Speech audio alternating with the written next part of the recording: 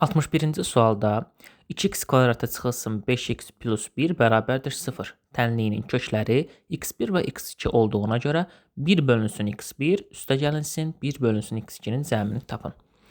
Bilirik ki, bu kvadrat tənlikdir. Kvadrat tənlikdə köklər olur, diskriminant olur. Amma biz daha fərqli bir yolda bilirik. Bu da Viet teoremidir. Viet teoreminə görə tənliyinin köklərinin cəmi b-nin əks işarəsinə bərabərdir. Yəni b ortadakı ədəddir. Bu gördüyünüz 5x. Bu əslində işarəsi -5-dir. Amma əks işarə olduğuna görə -5-in əksi olur 5. Yəni tənliyin köklərinin cəmi ortadakının, yəni b-nin əks işarəsinə bərabərdir. Hasili isə c-yə bərabərdir. Yəni x1 vur x2 də 1-ə bərabərdir. Və bizə bir dənə şərtdə belə bir şey verib. 1 bölünsün x1 üstə gəlsin 1 bölünsün x2.